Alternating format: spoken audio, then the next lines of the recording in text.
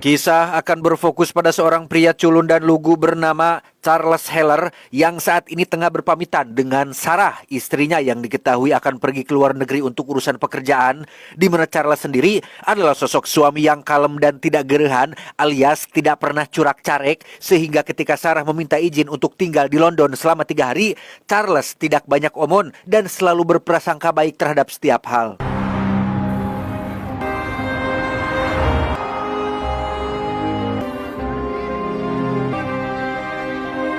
Dan Anda mungkin akan sedikit terkejut saat mengetahui jika Charles adalah salah satu pegawai di markas utama CIA di Amerika. Meski culun dan tampak melehoi, Charles memiliki otak yang encer dan mampu menyelesaikan berbagai persoalan yang rumit. Tidak heran ia ditunjuk sebagai seorang kriptografer alias seseorang yang punya keahlian kriptografi. Kriptografi adalah ilmu atau seni untuk melindungi informasi dengan cara mengubahnya menjadi bentuk yang tidak dapat dibaca oleh pihak yang tidak berhak, sehingga hanya pihak yang berwenang saja yang dapat membaca atau mengakses informasi tersebut. It's just a matter of time. Like puzzles.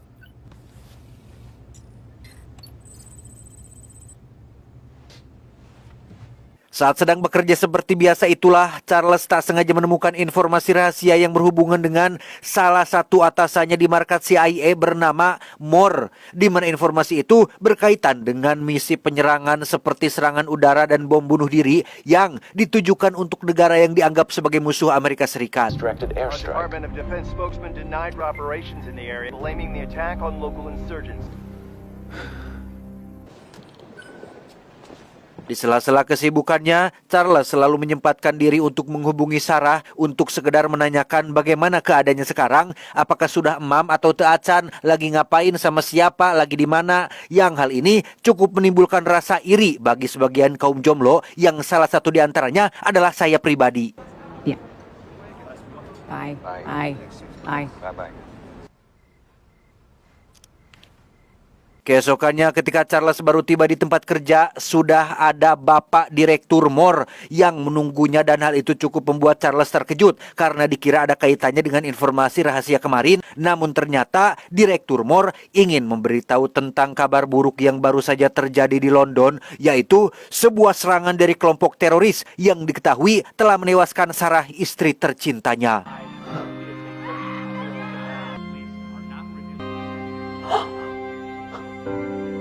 Pulang ke rumah, Charles yang masih syok pun terus kepikiran dengan kenyataan akan Sarah, istrinya yang pergi secepat ini, sehingga keesokannya ia kembali menemui Bapak Moore untuk menanyakan perkembangan kasus tersebut. Charles penasaran dengan wajah para pelaku yang telah menyebabkan istrinya mati, namun untuk saat ini Direktur Moore dan tim investigasinya belum mendapat informasi apa-apa, sehingga Charles diminta untuk sabar saja dan serahkan masalah ini kepada tim yang berwenang.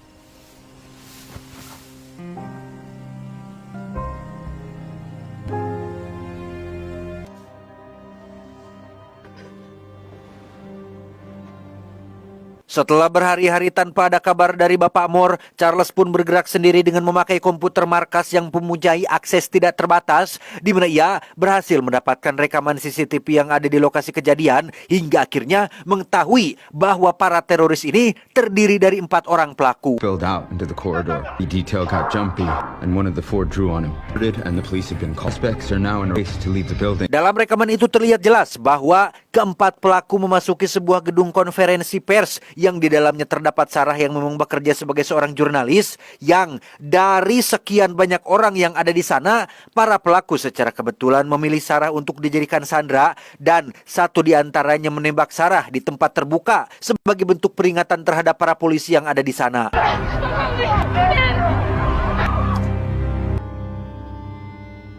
Memanfaatkan teknologi AI, pemetaan lokasi, dan pencocokan suara, Charles berhasil mendapatkan nama dan wajah 3 orang pelaku. Namun, satu di antaranya masih belum bisa teridentifikasi karena memakai masker dan topi. Pelaku inilah yang menjadi penembak Sarah dan sepertinya adalah ketua dari kelompok teroris itu sendiri. Elish seems to handle shipments for the wider group. She's in Paris. Turns up there regularly. I'm still filling that in. Di depan Direktur Moore dan wakilnya, Charles menjelaskan bahwa ia sangat yakin jika keempat pelaku ini berperan sebagai perantara untuk menimbulkan kekacauan. Secara sederhananya, ada sebuah kelompok atau mungkin negara yang telah membayar keempatnya untuk melakukan pekerjaan bersifat terorisme yang, dengan kata lain, Sarah menjadi korban dari sebuah bisnis yang berdasarkan kepentingan suatu negara. You knew this. Thank you. Dan ya, Bapak Moore dan wakilnya ternyata sudah tahu tentang hal ini alias sudah tahu siapa saja keempat pelaku yang telah menyebabkan Sarah tewas. Namun dengan alasan keamanan negara dan kejadiannya terjadi di luar Amerika, maka mereka memilih diam dengan dalih menjaga hubungan baik antar kedua negara. We think it would be good for you to see Dr. Garrison. Bukannya dibantu menangkap keempat pelaku tersebut, Charles justru disarankan menemui seorang psikiater dengan harapan akan membuatnya lebih tenang, di mana cara ini sama sekali tidak membuatnya tenang, yang ada malah semakin ruwet kepikiran, rudet, sehingga daripada mengandalkan dan mengharapkan bantuan dari orang lain, Charles pun terpikir untuk melakukan sesuatu yang sangat beresiko, yaitu mencuri data informasi rahasia dari markas CIA tempat kerjanya.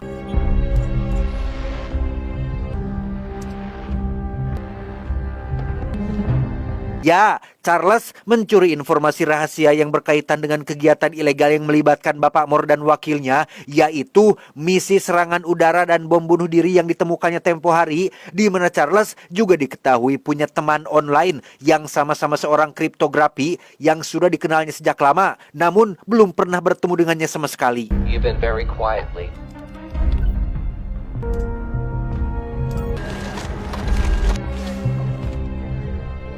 Setelah mencetak seluruh informasi rahasia tersebut, Charles pun langsung menemui Bapak Moore dan wakilnya untuk memperlihatkan apa yang ia temukan, lengkap dengan tanda tangan mereka berdua sebagai pemberi izinnya, di mana Bapak Moore dan sang wakil tentu saja terkejut dengan hal ini dan langsung mengancam akan menjobloskan Charles ke dalam penjara. You'll go to jail, idiot. Maybe, but we'll all be there together. That I'm not throwing you out of this office. Dengan santainya Charles menjawab bahwa ia sudah mengatur sebuah saklar atau semacam sistem yang akan membuat file-file rahasia itu terkirim secara otomatis ke sebuah perusahaan media dan beberapa jurnalis terkenal jika dalam setiap 5 jam sekali ia tidak memasukkan kode rahasia yang hanya dia sendiri yang tahu. Dengan kata lain, Bapak Moore tidak bisa memenjarakan Charles ataupun membunuhnya karena itu sama saja dengan membuat karir mereka berdua tamat. 24 hours later, the files will be released to the public. I get it. Dan tebak apa yang sebenarnya Charles inginkan? I want to kill them myself. I beg your pardon? You heard me. Ya, Charles berniat membalas dendam kepada keempat pelaku yang telah merenggut nyawa istrinya, di mana semua ini Charles lakukan supaya bisa diizinkan untuk mendapatkan latihan CIA, mulai dari latihan menembak, strategi, dan menjadi seorang agen CIA yang mengetahui berbagai hal di lapangan agar Charles dapat membunuh para pelaku dengan tangannya sendiri. CIA will train me. I mean, this is a practical joke, right? I want a fighting chance. Tak lama setelah Charles pergi, Bapak Moore dan wakil pun mulai khawatir dengan ancaman Charles yang bisa saja itu nyata, sehingga daripada mengambil resiko file rahasia itu tersebar dan karir mereka tamat, mereka berdua pun akan menuruti kemauan Charlie yang ingin mendapat latihan sebagai seorang agen CIA sampai mereka berdua memastikan tentang kebenaran akan ancaman tersebut. We need to keep a lid on this. I can't believe I'm doing this. If it exists. If it doesn't, accident.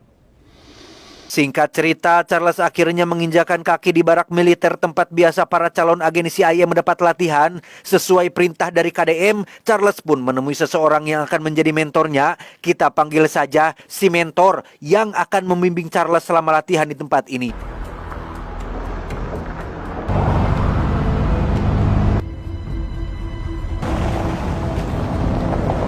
Tak buang waktu, Charles langsung mendapat latihan menembak yang hasilnya sangat memprihatinkan karena tak satu pun tembakannya mengenai sasaran. Bahkan ketika Charles diminta maju mendekati papan target, ia masih saja meleset. Ia membuat si mentor cukup gogodeg alias geleng kepala melihat kemampuan si Charles yang sangat luar biasa, membagongkan. Gagal di latihan menembak, Charles akhirnya menemukan keahliannya dalam bidang merakit peledak menggunakan benda-benda yang umum ditemukan di tempat sekitar. Yang mana selain itu, Charles juga diajarkan cara mencetak identitas palsu seperti paspor, KTP, visa, dan lain sebagainya.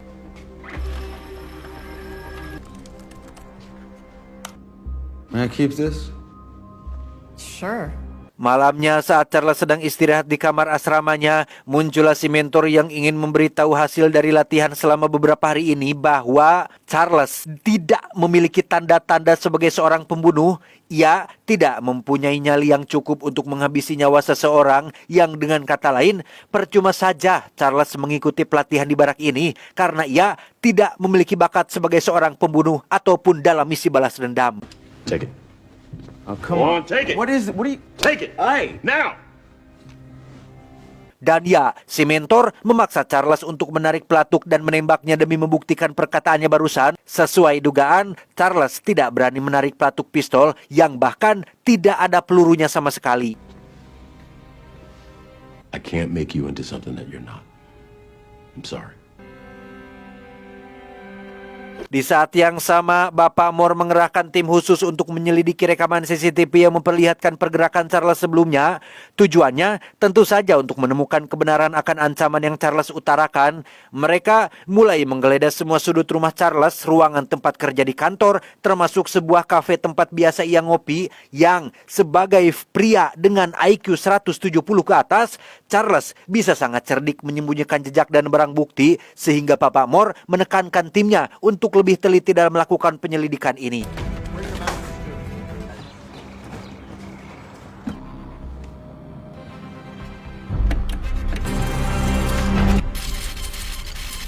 Over this. Beberapa hari berlalu seiring dengan latihan yang Charles jalani, tim khusus itu pun berhasil mendapatkan hasil dari penyelidikan yang menyatakan bahwa Charles hanya menggertak saja dan ancaman itu hanya sekedar omong kosong, sehingga dengan cepat Bapak Moore menghubungi si mentor untuk segera menghabisi nyawa Charles saat itu juga.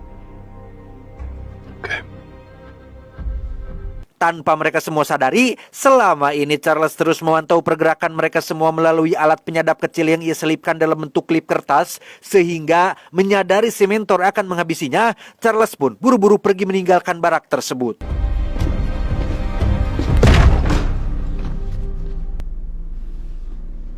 He's gone? Dengan paspor palsu dan data biometrik yang sudah tercatat resmi, Charles pun terbang ke London untuk menemui para pelaku pembunuh istrinya dan berencana membalas dendam hanya seorang diri.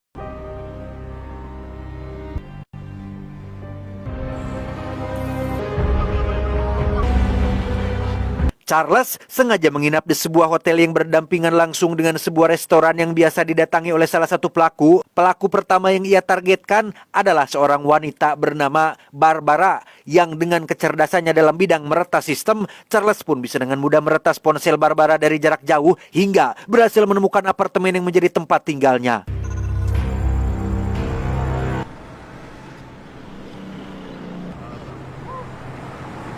Saat Barbara keluar, Charles dengan cepat memasuki apartemen tempat tinggalnya, yang mana di sini kita lagi-lagi akan diperlihatkan dengan bagaimana cerdasnya sosok Charles yang bisa membuka kunci pintu hanya dengan bermodalkan video tutorial yang ia pelajari secara dadakan. Dan tebak bagaimana hasilnya? In the bottom of the keyhole and by just a little that door.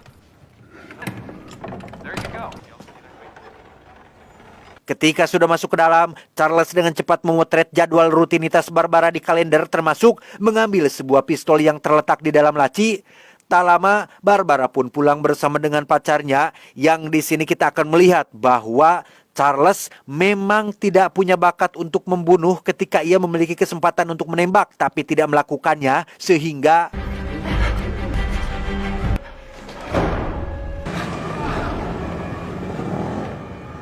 sekembalinya ke hotel, Charles terus dihantui rasa gelisah akibat tidak mampu membunuh tapi sangat ingin membalas dendam. Yang setelah berdoa dan meminta pertolongan Tuhan, Charles pun menemukan sebuah cara untuk membalas dendam tanpa perlu membunuh secara dengan tangan langsung. Bermodalkan jadwal Barbara yang ada di kalender, ia berhasil menemukan fakta bahwa Barbara memiliki penyakit alergi terhadap serbuk sari tanaman bunga atau kembang, sehingga keesokan paginya Charles pun mendatangi sebuah toko bunga untuk untuk membeli semua bunga yang ada di sana. Parlez anglais? All of them, please. Tous. Not yet. Tak hanya itu saja, Charles juga berhasil mengetahui klinik yang biasa Barbara datangi untuk melakukan tes paru-paru dan fungsi pernapasan yang mengharuskan si pasien berada di dalam bilik kaca untuk melakukan prosedur sesuai aturan medis.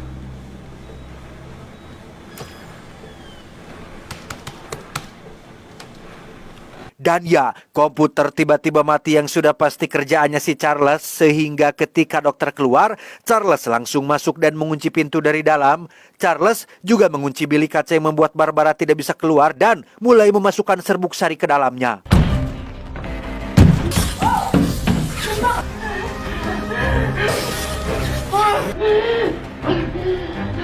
Saat Barbara sedang terdesak itulah, Charles mulai melakukan interogasi untuk mengetahui siapa pelaku keempat yang telah menembak Sarah istrinya, yang karena Barbara terus memohon ampun untuk nyawanya dan Charles terlalu baik untuk menolaknya, ia pun malah membuka bilik kaca tersebut sehingga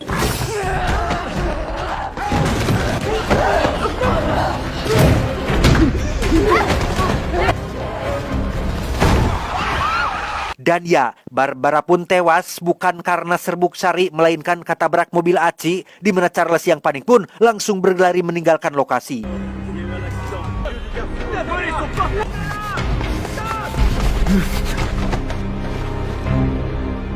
Selesai dengan Barbara, Charles pun langsung meluncur ke Perancis untuk menemui pelaku kedua. Yang setibanya di sana, Charles mendatangi sebuah klub malam untuk menghibur diri demi melupakan kematian Barbara yang terus menghantui pikirannya. Kebayanglah gimana rasa melakukan pembunuhan untuk yang pertama kali, pasti terus dibayang-bayangi dan dihantui rasa bersalah. Tak diduga, Charles bertemu dengan seseorang yang tidak ia sangka-sangka, yaitu si mentor yang telah mengajarinya berbagai hal tentang lapangan. Entah atas perintah dari Bapak Moore atau memang inisiatif sendiri, si mentor tampak mengkhawatirkan keadaan Charles yang ditakutkan tidak akan kuat mental dalam melakukan misi balas dendamnya. How did you find me? Doesn't matter how smart you are. If you panic, that will always screw up a good plan. Karena mengira si mentor akan mencegah misi balas dendamnya, Charles pun menunjukkan alat pemicu jarak jauh yang dibuat berdasarkan pelajaran sewaktu di barak militer, sehingga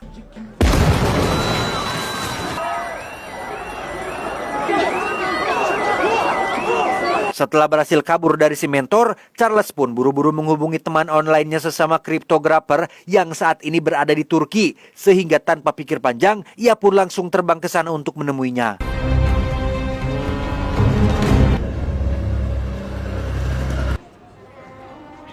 Wait, he is not who you're looking for.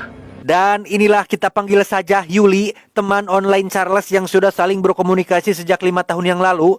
Sama-sama kriptografer yang andal, Charles meminta bantuan Yuli untuk menemukan pelaku kedua yang menjadi penyebab kematian istri tercintanya.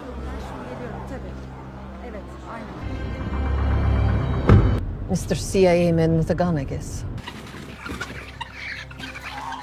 Masih berkutat di seputar internet dan scrolling di medsos, Yuli pun mencoba melacak si pelaku yang diketahui bernama Miska, tidak pakai tembayong, di mana Miska diketahui sering bepergian atau traveling ke berbagai negara, yang dengan memanfaatkan hobi pacarnya Miska yang suka memposting segala macam hal di akun Instagramnya, diketahuilah jika saat ini Miska sedang berada di kota Madrid, Spanyol. And he flew Moscow to Madrid last week. Singkat cerita, tibalah Charles dan Yuli di Spanyol dengan terus memantau kamera CCTV hotel tempat Miska biasa nongkrong bersama pacar dan teman-temannya. Diketahui juga jika Miska hobi berenang di sebuah kolam kaca yang membentang dari satu gedung ke gedung lainnya. Charles mulai mempelajari secara detail bagaimana kaca itu dapat menampung 150 ton air yang ternyata kacanya terdiri dari 3 lapis, masing-masing memiliki celah udara untuk menambah kekuatannya, sehingga Charles langsung mencuri sebuah regulator alap selam yang berfungsi untuk mengurangi tekanan udara pada celah kolam kaca tersebut.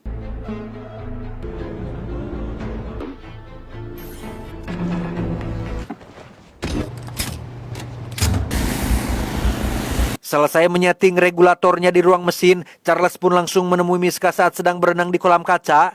Sama seperti sebelumnya, Charles hanya minta satu hal, yaitu sebutkan nama ketua mereka yang telah menembak Sarah istrinya, yang karena Miska sama keras kepalanya dengan Barbara, maka inilah yang terjadi.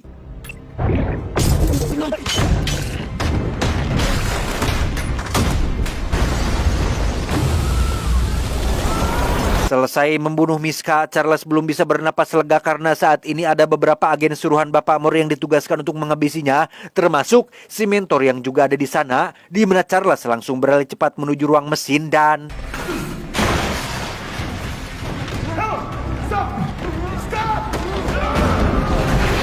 Ya, dikira akan menangkapnya, si mentor ternyata malah berkelahi dengan si agen utusan Bapak Moore, di mana si mentor berhasil mengalahkan si agen meski sempat terluka di bagian perut. Tak punya waktu untuk menolongnya, Charles pun menyampaikan rasa terima kasih dalam bentuk isyarat dan langsung ngaleos begitu saja tanpa pamit-pamit acan.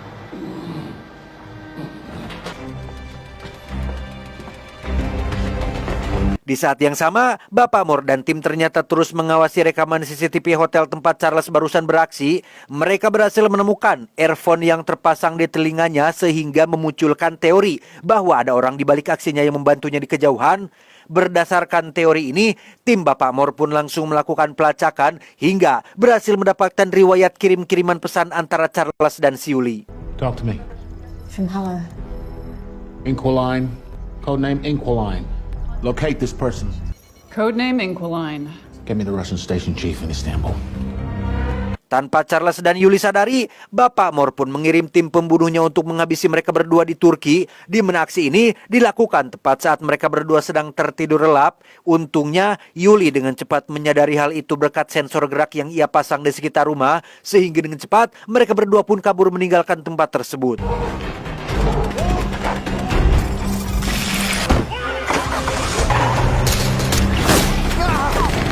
Terjadi kejar-kejaran antara Charles Yuli dengan tim pembunuh yang mengejar mereka menggunakan speedboat, di mana tim itu terus menembaki mereka berdua dari kejauhan sampai akhirnya...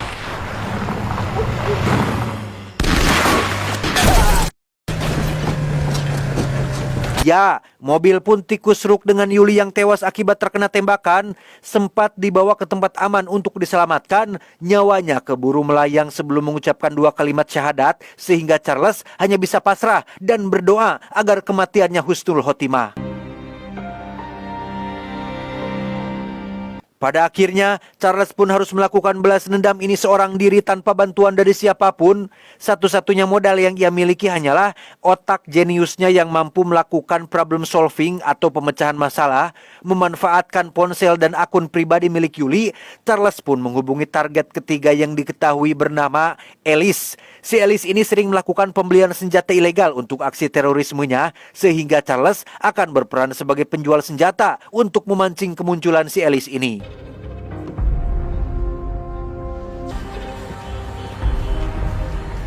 Berlokasi di Romania, Charles yang berperan sebagai penjual senjata pun memberitahu Ellis tentang lokasi transaksi yang akan dilakukan di sebuah gedung kosong terbengkalai. Sambil menunggu Ellis datang, Charles pun menyempatkan diri untuk membingungkan Bapak Moore dan timnya dengan cara melakukan scanning manual pada wajahnya untuk ditempel pada beberapa orang random yang ada di berbagai negara. Heller's in Berlin. What? Hasilnya, Bapak Moore dan tim pun dibuat kebingungan dengan kemunculan Charles yang ada di beberapa negara dalam waktu yang bersamaan, sehingga itu cukup memberikan waktu bagi Charles untuk fokus pada misi balas dendamnya. We got a ping in Rome. The little prick is now at a museum. He just got on a tram in Prague. Ketika Bapak Moore dan timnya baru menyadari hal itu, Charles sendiri sudah berhasil mendapatkan apa yang ia inginkan, yaitu kemunculan Ellis, si target ketiga yang baru datang. Ia diminta untuk memeriksa sendiri isi kotak yang dipesannya, yang ternyata... Stay on the phone. You just armed an IED. It's on a beam trigger. You drop the lid, move away, or cross the beam. It detonates. Pintar, sungguh pintar. Charles memasang peledak pada kotak itu dan sebuah pemicu yang apabila kotaknya ditutup, maka bomnya akan langsung buar, meledak. Tak bisa kemana-mana, Ellis hanya bisa terdiam sambil memegangi kotaknya ketika Charles muncul untuk menginterogasinya. Sama seperti pada 2 target sebelumnya, Charles hanya minta satu hal, yaitu identitas dan alamat ketua kelompok mereka, yang karena Ellis lebih menghargai nyawa ketimbang loyalitas, ia pun dengan cerdas langsung memberikan apa yang Charles mau. Tapi tebak, bagaimana nasib Ellis selanjutnya? Hey, where you going? Where you going? You jump really fast, you might survive the blast. Wait! Duar! Nah, kaget ya, maaf ya. Selesai dengan ketiga pelaku, kini tinggal gegedugnya alias ketuanya yang menjadi pelaku utama penembakan Sarah. Sesuai informasi dari Ellis tentang si ketua yang suka berlayar dengan kapal di lautan Rusia, Charles pun mendatangi satu persatu pelabuhan untuk menanyakan tentang sebuah nama kapal tertentu. Charles sampai menghabiskan waktu berhari-hari untuk mencari di mana keberadaan target terakhirnya.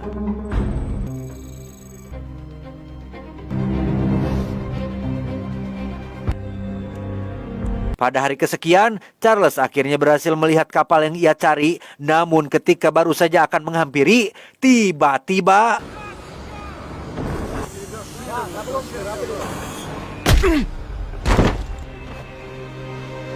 Ya, setelah Charles dipukul sampai pingsan, ia pun diseret oleh kedua anak buah si ketua yang membawanya ke dalam kapal. Dan inilah sosok bebenguk yang sudah membunuh Sarah, di mana si ketua dengan santai menjelaskan bahwa dirinya tidak punya masalah personal dengan istri Charles. Kejadian hari itu murni spontanitas yang diperlukan untuk menghindari kepungan pihak kepolisian.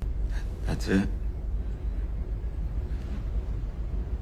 Necessary. Si ketua sendiri mengaku sudah mengetahui tentang kematian 3 anak buahnya dan juga sudah menyelidiki bagaimana cara mereka mati. Setelah dianalisa dengan seksama, si ketua menyadari bahwa Charles bukan tipikal seorang pembunuh karena dari cara atau metode yang Charles pakai, jelas Charles tidak mampu membunuh mereka semua dengan tangannya secara langsung. But doesn't mean you're weak. Truly a killer. Don't believe me? Menyadari hal itu, si ketua pun mengambil sebuah pistol, mengisi peluru, dan mengokangnya hingga siap ditembakkan, di mana Charles diminta untuk menembaknya supaya hasrat balas dendamnya terpuaskan, sekaligus ingin membuktikan bahwa Charles hanyalah seorang pengecut yang tidak akan mampu menarik pelatuk.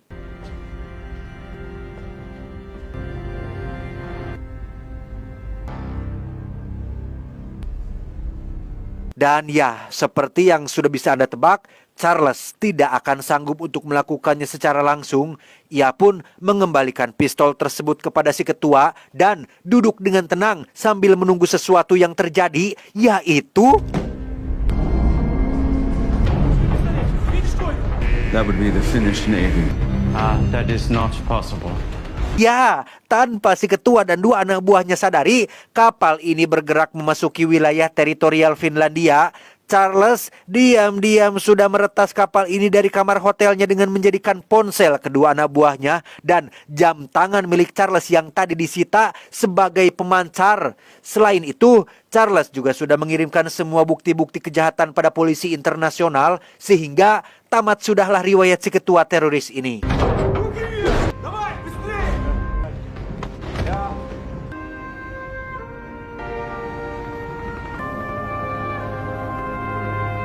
Berdasarkan kesaksian si ketua teroris, Bapak Direktur Moore sebagai pimpinan CIA pun ditangkap atas rangkaian kejahatan kemanusiaan yang menewaskan ribuan nyawa tak bersalah. Ini juga menjadi bukti bahwa lembaga CIA di bawah naungan pemerintah Amerika Serikat sering dengan sengaja membuat kekacauan di negara lain. Kemudian bak pahlawan datang seolah memberi bantuan yang padahal masalahnya dibuat oleh mereka sendiri. Washington Post. Was the CIA involved in those operations? Is the whistleblower still employed by the agency? Setelah balas dendamnya tuntas, Charles pun mengunjungi makam Sarah untuk sekedar menyiram air dan meletakkan beberapa voucher wifi untuk supaya Sarah tidak kesepian di dalam sana. Untuk kesekian kalinya, Charles kembali bertemu dengan si mentor yang ingin mengucapkan rasa kagumnya atas Charles yang selalu membuat kejutan. Disinilah akhirnya terungkap bahwa alasan si mentor tidak membunuh Charles adalah karena ia sudah tahu tentang kebusukan si Bapak Mor dan jajarannya, sehingga ketika Bapak Mor memerintahkannya untuk membunuh Charles, si mentor tidak melakukannya karena sudah tahu bahwa Charles adalah tokoh utama yang tidak bisa mati dan justru malah dialah yang akan celaka karena tidak bisa muncul lagi di film selanjutnya. Thank you. See you around, Charlie. Terakhir, Charles pun melanjutkan impiannya bersama Sarah dulu, yaitu terbang menggunakan pesawat tua yang ia rakit sendiri. Rencananya, Charles akan pergi umroh untuk memulai kehidupan baru sebagai pribadi yang tobat dan ingin mencapai makrifat. Tamat, ending yang cukup menguras durasi.